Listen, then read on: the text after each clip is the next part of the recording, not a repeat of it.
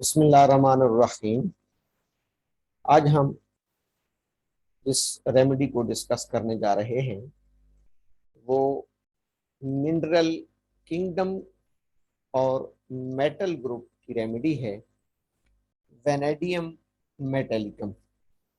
Vanadium metallicum mineral kingdom से इसका तल्लक है और मिनरल किंगडम में ये मेटल ग्रुप से तल्लक रखती है। जैसे कि हमें पता है कि मिनरल किंगडम के बहुत से ग्रुप्स हैं, जैसे साल्ट हैं, एसिड्स हैं, बेसिस हैं, मेटल्स हैं, नॉन मेटल्स हैं। तो ये मिनरल किंगडम में मेटल ग्रुप से तल्लक रखती है।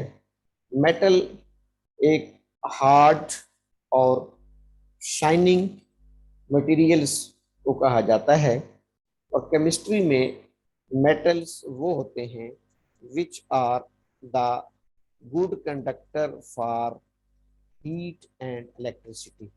थर्मल और इलेक्ट्रिकली जो गुड कंडक्टर होते हैं वो मेटल ग्रुप्स में फॉल करते हैं। ये फ्रांसीसी जुबान का मेटेलिकम लफ्ज है, जहाँ से ये लफ्ज मेटल निकला है।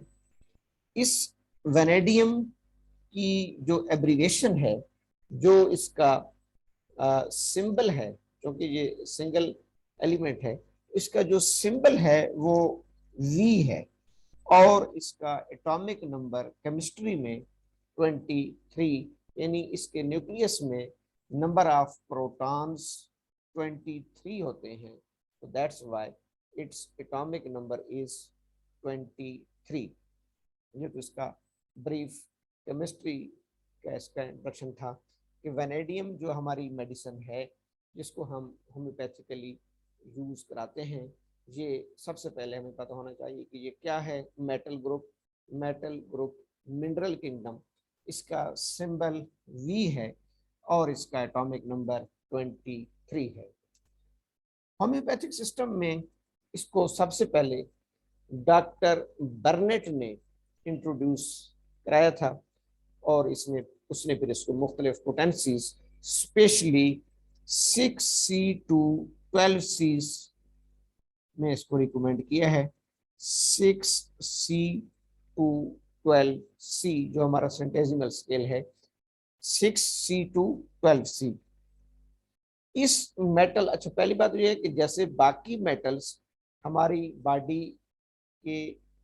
बॉडी का पार्ट होते हैं, बॉडी का कंस्टिट्यूएंट होते हैं, इसी तरीके से वेनेडियम भी बहुत माइन्यूट क्वांटिटी में, यानी नैनोग्राम्स में, लिवर में, किडनी में और बिलखसूस हमारी बॉडी के, ह्यूमन बॉडी के मसल्स में वेनेडियम की एक नॉमिनल मिनिमम क्वांटिटी पाई जाती है। तकरीबन नैनोग्राम्स में 3 to 8 नैनोग्राम्स मुख्तलिफ लिवर, किडनी और मसल्स में ये पाई जाती है।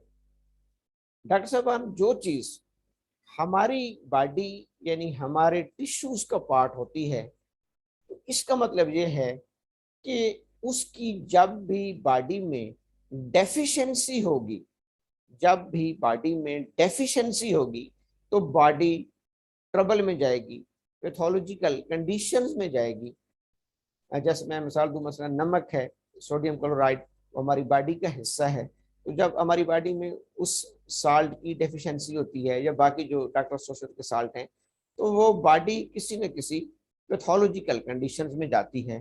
तो चूंकि vanadium is the constituent of our body, liver, kidney and muscles, तो इसकी डेफिशिएंसी की सूरत में बॉडी पर मुख्तलिफ असरात आते हैं, जिनको क्योर करने के लिए डॉक्टर बर्नेट ने मुख्तलिफ एक्सपेरिमेंट्स किए और उन्होंने कुछ डाटा एनिमल के एक्सपेरिमेंट्स से भी लिया, जो कि एनिमल पर इसके एक्सपेरिमेंट्स किए गए। उसके मुताबिक इसको फिजियोलॉजिकल डोज में, जैसे ये 6C to 12C ये फिजियोलॉजिकल डोज है, बिलो एवोगैड्रो डोज है, इसको हम फिजियोलॉजिकल डोज, मटेरियल डोज या बिलो एवोगैड्रो 24x या 12C तक जो डोज होती है वो फिजियोलॉजिकल डोज होती है। उसमें इसके 3 मेन फंक्शंस सामने आए हैं। इस रेमेडी के 3 main functions, 3 main curative action सामने आए हैं फिजियोलॉजिकल डोज में। और उनमें पहला ये है कि ये हमारी बॉडी के आरबीसीज में हीमोग्लोबिन्स को इनहेंस करती है, इंक्रीज करती है। जैसे कि हमें पता है कि हीम और ग्लोबिन, ग्लोबिन्स अल्फा और बीटा प्रोटीन्स होती हैं, चेन्स होती हैं, प्रोटीन चेन्स होती हैं, और हीम आयरन को कहते हैं। तो ये आरबीसीज में एचबी को इंप्रूव करती है, इंक्रीजेस द एचबी। और एचबी को इंक्रीज करके फिर जो एक्सचेंज ऑफ गैसेस हो रही होती है लंग्स के एल्वियोलाई और ब्लड कैपिलरीज के दरमियान, यानी आरबीसीज क्या करते हैं कि ऑक्सीजन ऑब्टेन करते हैं। Oxygen will move from alveoli to blood capillaries in RBCs, और carbon dioxide will jump from blood capillaries to alveoli. तो वहां पर जो एक्सचेंज ऑफ गैसेस हो रही होती है उसमें वेनेडियम ऑक्सीजन सैचुरेशन को सपोर्ट करती है और फिर ऑक्सीजन कैरियर का किरदार अदा करती है। ये 2 इसके मेन फिजियोलॉजिकल एक्शन, यानी इसको हम जब फिजियोलॉजिकल डोजेज में, जो डॉक्टर बर्नेट ने भी 6C to 12C लिखा है, जब इसको हम फिजियोलॉजिकल डोजेज में यूज कराते हैं तो ये एचबी को इनहेंस करेगी, आरबीसीज में हीमोग्लोबिन कंसंट्रेशन को बढ़ाएगी, और उसमें ऑक्सीजन कैरिंग कैपेसिटी। अच्छा, बाज़ एचबी तो होती है बॉडी में, लेकिन वो एचबी डिफेक्टिव क्वालिटी की होती है, नाकिस क्वालिटी की होती है, जो कि हमें थैलेसीमिया के पेशेंट्स में भी अक्सर मिलती है, बाकी जो एनीमिया के पेशेंट्स होते हैं। तो ये एचबी की क्वालिटी को इम्प्रूव करती है। बड़ा आसान पॉइंट है कि ये आरबीसीज में जो एचबी की क्वालिटी है, एचबी की बहुत सारी टाइप्स होती हैं, मसलन HbA1, HbA2, HbF। तो उसमें जो एडल्ट के लिए बेस्ट क्वालिटी है वो HbA1 है। उस क्वालिटी को इम्प्रूव करके उसके अंदर ऑक्सीजन कैरिंग कैपेसिटी को इम्प्रूव करती है, जिससे जितने भी anaemia related sign and symptoms हैं, मसलन shortness of breath, fatigue, weakness, जो पेशेंट्स को महसूस हो रही होती हैं, वो तमाम इस रेमेडी से क्योर हो सकती हैं। लेकिन इसकी बेस को ये समझना है कि ये एचबी की क्वालिटी को इम्प्रूव करके उसमें ऑक्सीजन कैरिंग कैपेसिटी को इम्प्रूव करती है। ये इसका एक मेन किरदार है। दूसरा किरदार भी इसका बहुत बड़ा किरदार है, और वो इम्यून सिस्टम में है। अब इम्यून सिस्टम बहुत इसकी बहुत डिटेल्स होती हैं। इननेट इम्यूनिटी और एक्वायर्ड इम्यूनिटी में एक सेल्स, बॉडी के ब्लड सेल्स, जिसको हम WBCs कहते हैं, लीकोसाइट्स। लीकोसाइट्स की फर्दर मुख्तलिफ टाइप्स होती हैं, ग्रेन्युलोसाइट्स, एग्रेन्युलोसाइट्स, उनकी फर्दर टाइप्स होती हैं, लिम्फोसाइट्स, मोनोसाइट्स, न्यूट्रोफिल्स वगैरह वगैरह। तो ये जो WBCs के फेगोसाइट्स हैं, फेगोसाइट्स यानी जो पैथोजेंस को, जो इरिटेंट को, जो मैलिग्नेंट सेल्स को इंगल्फ कर लेते हैं, खा जाते हैं, ईट कर लेते हैं, उन सेल्स को वेनेडियम क्या करती है कि डॉक्टर बोरिक भी लिख रहे हैं, बाकी भी तमाम राइटर्स ने यही सेंटेंस लिखा है कि vanadium increase and stimulates, increase number भी उनके इंक्रीज करेगी, उनकी जनरेशन को भी इंप्रूव करेगी, और स्टिमुलेट भी करती है, उनको फर्दर एक्टिवेट भी करती है, इनको फेगोसाइट्स को। अब फेगोसाइट्स का इम्यून सिस्टम में बहुत बड़ा किरदार है। Neutrophils, monocytes, mast cells, dendrite cells, ये वो सेल्स होते हैं जो एक बहुत लंबी कहानी है, जो तमाम आपस में कोऑर्डिनेट करके इम्यून सिस्टम में एंटीबॉडीज को जनरेट करवाने में हेल्प आउट करते हैं, और फिर वो एंटीबॉडीज एंटीजन के साथ रिएक्ट करके उन एंटीजेंस को किल कर देती हैं जो हमारी बॉडी के लिए हार्मफुल या नुकसानदेह होते हैं। तो यहाँ पहला एक बड़ा फंक्शन ऑक्सीजन के हवाले से एचबी की क्वालिटी को इंप्रूव कर रही है वेनेडियम, और साथ ऑक्सीजन कैरिंग कैपेसिटी को बढ़ा रही है।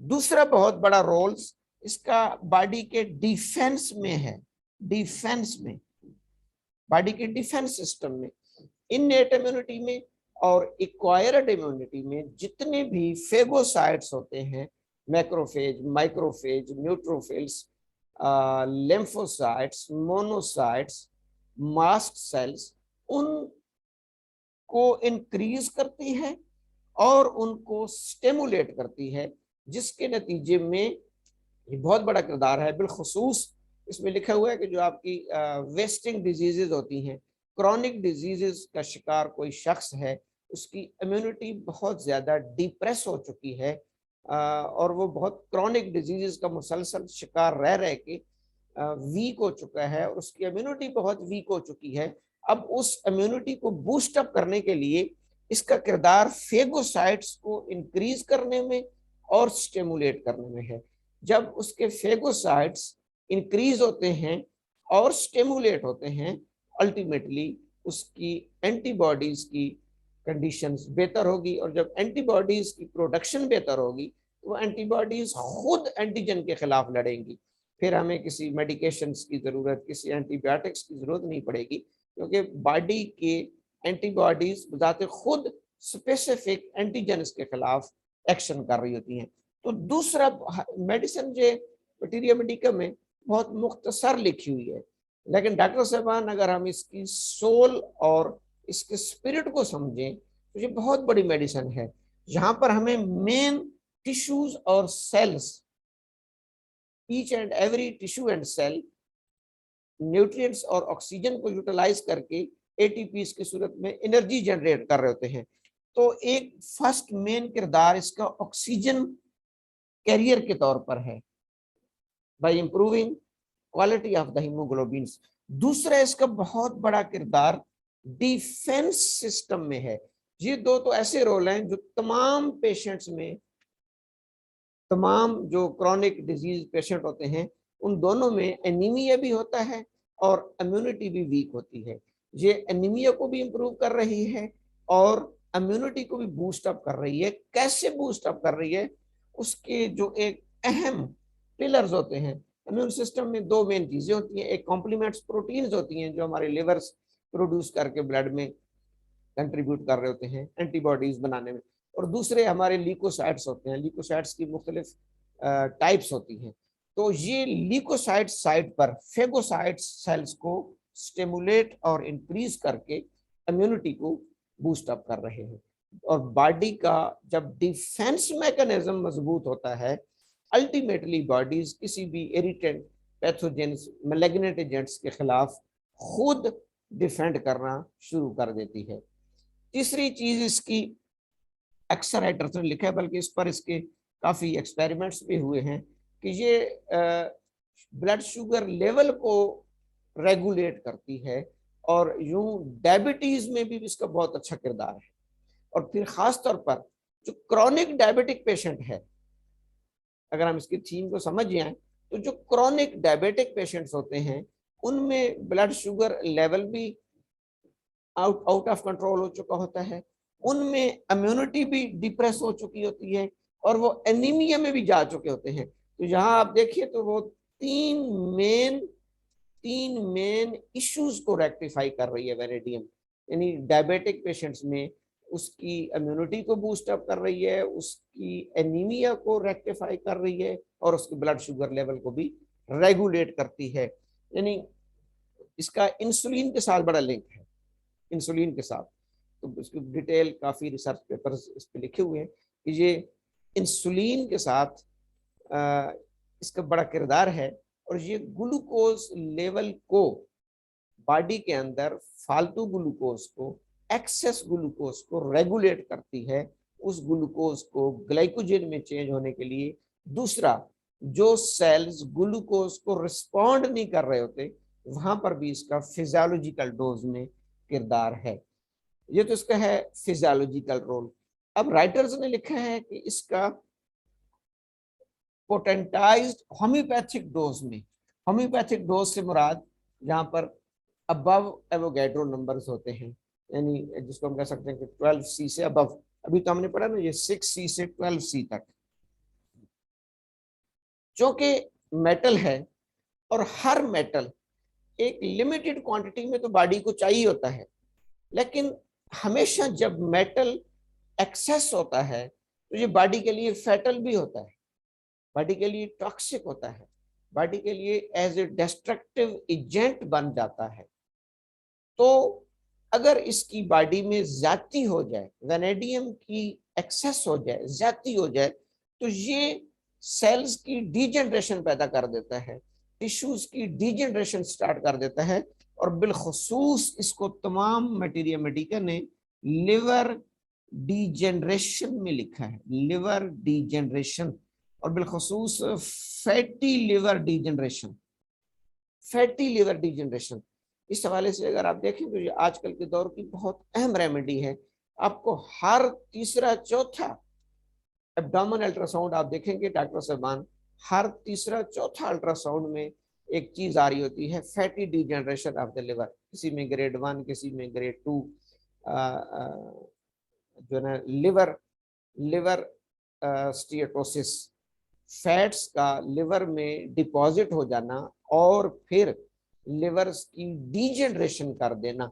क्योंकि वेनेडियम भी एक्सेस अमाउंट में क्रूड फॉर्म में, अगर इसको ओवरडोज में बॉडी में इसको दाखिल किया गया, रैट्स पर इसके एक्सपेरिमेंट्स किए गए, बाकी एनिमल्स पर इसके एक्सपेरिमेंट्स मौजूद हैं लिटरेचर में, कि जब इसको ओवरडोज में दिया गया तो इन्होंने एनिमल्स के टिश्यूज को डीजनरेट किया। अब हमारे पास जो पेशेंट आएगा वो ज़ाहिर है वेनेडियम की ज्यादती की वजह से नहीं आएगा, उसमें किसी और वजह से सेल्स की, जैसे फैट्स की वजह से, बिलखसूस जो फैट्स डीजनरेशन करते हैं लिवर की, वो तकरीबन सिमिलर होती है जो वेनेडियम डीजनरेशन कर रही होती है। जो वेनेडियम क्रूड फॉर्म में डीजनरेशन करती है, सिमिलर टाइप ऑफ डीजनरेशन हमें नेचुरली फैटी लिवर में मिलती है। तो यहाँ पर हमारी फिलॉसफी, जिसको हम कहते हैं सिमिलिया सिमिलिबस क्योरेंटर, लाइक्स क्योर लाइक्स, यानी हम लिवर डीजनरेशन जो फैट्स की वजह से हो रही है उसको वेनेडियम से, वेनेडियम की होम्योपैथिक डोज से हम क्योर कर सकते हैं।